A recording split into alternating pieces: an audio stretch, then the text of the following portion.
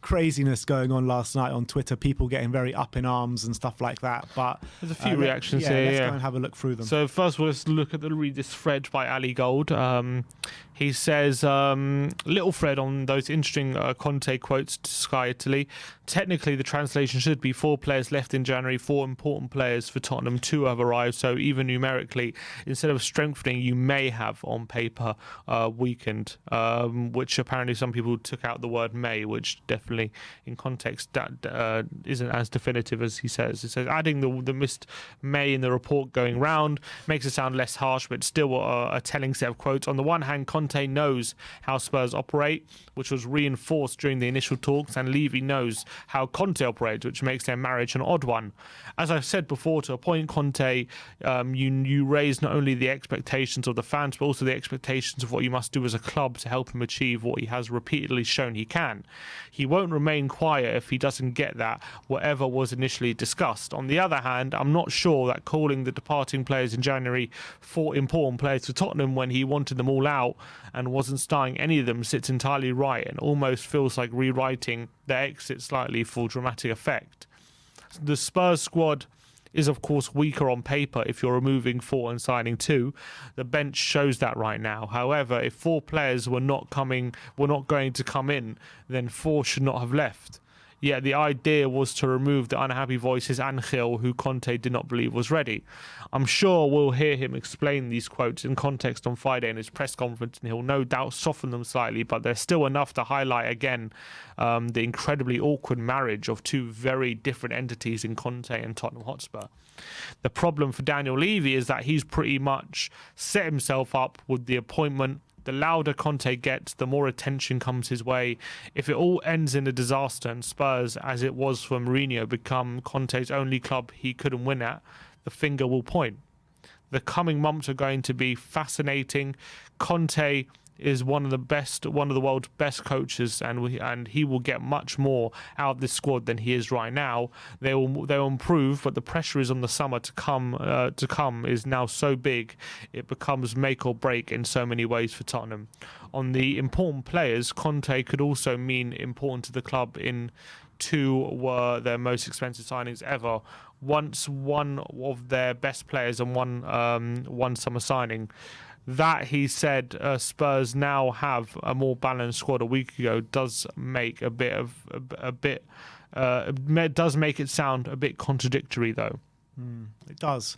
But let's go back to the stuff he was talking about, Daniel Levy and Conte. It was always, people always had their question marks, didn't they? And we kind of assumed that Daniel Levy coming in means a complete change in the way he works. Doesn't seem like the case now, and I think at some point this relationship is bound to break down. I think it's got to be a matter of time, to be honest. Yeah, I mean, I'm not saying it will happen immediately, but and I get, as we said, he made those very public quotes for Inter Milan very early on in his tenure, and now it's in November, and he was appointed in like August or July. So, he's being very critical of the board back then, and he made it work for 2 years before leaving the day after winning the league, or 2 days after winning the league. Yeah. So he's shown even under difficult circumstances with the higher ups, he can make it work. But ultimately, the board still gave him players to win now. They did. They gave him the experienced players he wanted. Exactly. And at Tottenham, they're not. They gave him a different set of players for a different vision. And he still left because of his arguments with the board. Yeah, and he still left. Exactly. Even after winning a league. Yeah. 90 says, not even 6 months into Conte, not even 6 months in, Conte is telling everyone club and its priorities aren't changing. Fans need to keep their hard-earned money in their pockets. 20 years of excuses. It's Tottenham Hotspur experience, not football club anymore. Yeah, and you know what? Mourinho was saying, maybe not the same words, but a similar vibe of things. He was saying, the priorities at this club and all that kind of stuff. Yeah, and the priorities are not to win. And I remember, wasn't it, when we were going for Conte in the summer, was one of the sticking points that Conte had a philosophy to win now, and that was like a problem. He's like, well, we don't want to win now, and that's our priority, and that's a problem. Because and it's but what changed from that moment in the summer to when he took over? That's what I really want to know. It's a great question. It's a great question. Because Do you think that they pulled the wool over his eyes and now because he's saying now I'm starting to realise the situation. He's saying and stuff that's like that. It's a great question. I don't know. I mean, surely he must have known the situation, but surely something must have changed from the summer to now in the negotiations. What has changed? Surely Tottenham were more willing to concede to him. That's the only thing I can think would have changed from now to the summer. But are they not more willing? I don't know. They can't the negotiations couldn't have been the same from the summer to now. Otherwise, he would have signed in the summer. Something must have changed. Unless what he was saying is actually true in terms of it's not actually the ambition that broke down the talks, but he was actually a bit too attached still to the Inter Milan job because that's the reason he gave when he first came in. Yeah, I know, but I didn't believe it at the time, but maybe now we're thinking it might be more true because the Spurs philosophy hasn't changed. But I thought we had a deal agreed for him, and then it all broke down last minute. I don't know. It was very strange. I don't know. So what? If you have a deal agreed with someone, you don't talk about the philosophy before you nearly have and that was the last thing you talk about, the philosophy of the club when you're trying to get a manager like Conte. Surely that'd be the first thing that he asks when talking to the club. Yeah, I don't know. I don't know why it broke down. We don't know exactly. I mean, Ali Gold was saying at the time that part of it was his win now philosophy. I remember that specifically, him saying that. I can't remember exactly what else, but I remember that specifically. Sean Walsh says, Antonio Conte seems very surprised that he is in fact the head coach of Tottenham, as if he signed on against his own will or something. To the people who think that Conte must have been promised a January rebuild is some kind of a gotcha here. Yeah. Well, that's one way of looking at it. Which is fair enough, and you're right.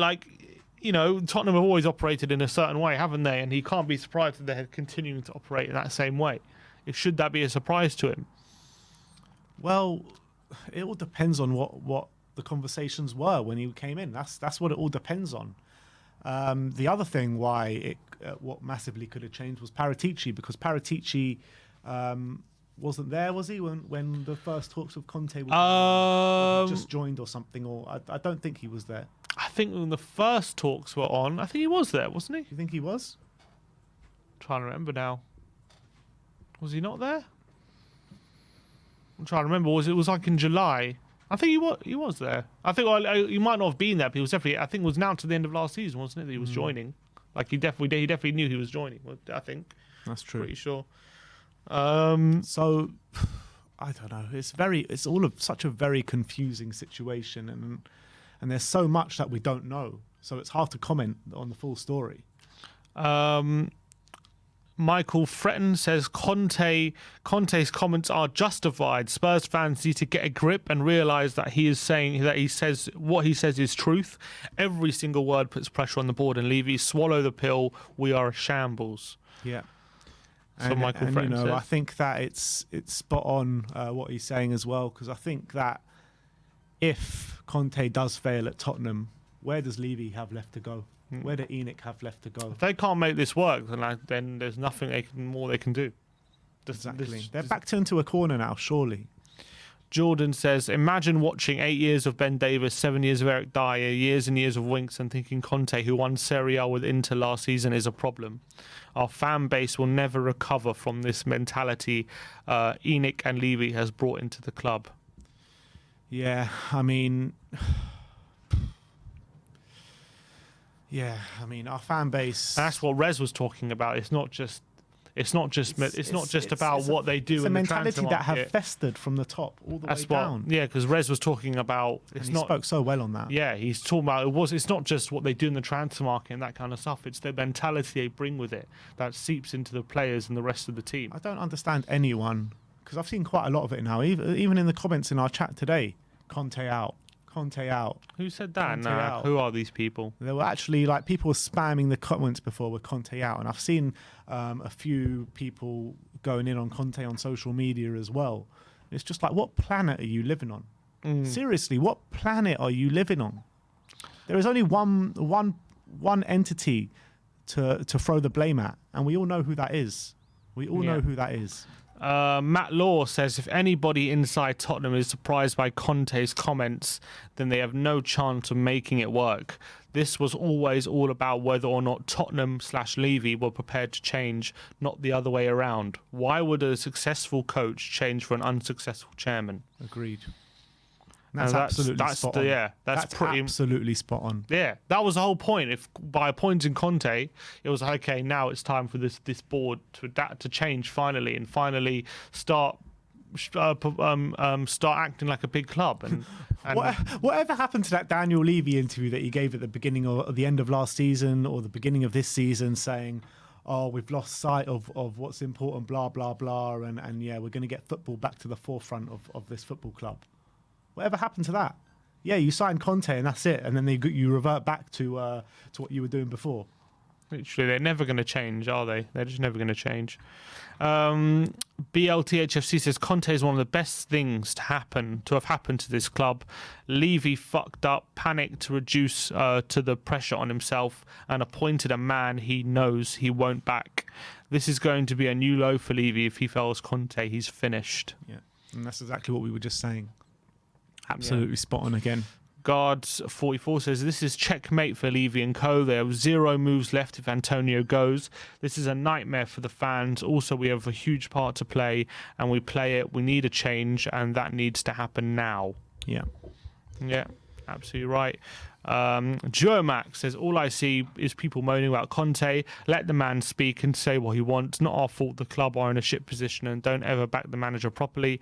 Levy needed to hear it. The previous managers clearly tiptoed around him. End of. And a lot of people have been saying on when Pochettino was here, when other managers were here, it was like, speak your mind in the press, throw the ownership under the bus.